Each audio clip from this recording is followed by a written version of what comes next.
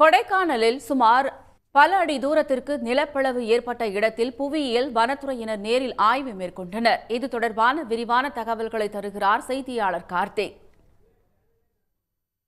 கொடைக்கானலை 2 நாட்களாக பரபரப்பாக வைத்திருக்கிறது கொடைக்கானல் அருகே ஏற்பட்டு இருக்கக்கூடிய நிலப்பிளவு நிகழ்வு. அதாவது கொடைக்கானலின் கடைக்கோடி கிராமமாக இருப்பதுதான் இங்க இருக்கக்கூடிய கிளாவரை என்ற கிராமம். இந்த நிலப்பிளவு ஏற்பட்டதற்கான காரணம் நில அதிர்வா அல்லது வேற ஏதேனும் இயற்கை காரணங்கள் இருக்கிறதா அல்லது வேற ஏதேனும் நில அதிர்வுகள் சம்பந்தப்பட்ட ஏதாவது இருக்கிறதா என்று பொதுமக்கள் தொடர்ந்து ஒரு குழப்பமாகவே இருந்த நிலையில் இதனை முழுமையாக ஆய்வு செய்ய வேண்டும் என்று 3 நாட்களாக பொதுமக்கள் தொடர்ந்து கோரிக்கை வைத்ததன் அடிப்படையில் இன்று கொடைக்கானலை சேர்ந்த வருவாய்த்துறையினர், வனத்துறையினர், சட்டமன்ற உறுப்பினர், நாடாளுமன்ற உறுப்பினர் மற்றும் புவியியல் ஆய்வாளர்கள் உள்ளிட்ட பல்வேறு துறை அதிகாரிகள் இங்கு ஆய்வு செய்தனர். இந்த ஆய்வின் முடிவில் கிட்டத்தட்ட 80 அடிக்கும் மேல் இந்த நிலப்பிளவானது ஏற்பட்டிருப்பது முதற்கட்ட அறிக்கையில் தெரிவிக்கப்பட்டிருக்கிறது. மேலும் இங்கிருந்து கிட்டத்தட்ட அதாவது நீளம், அகலம் உள்ளிட்டவை அளந்து பார்க்கப்பட்டு அறிக்கைகளாக இன்னும் ஓரிரு நாட்களில் இந்த நிலப்பிளவு எதற்காக ஏற்பட்டிருக்கிறது,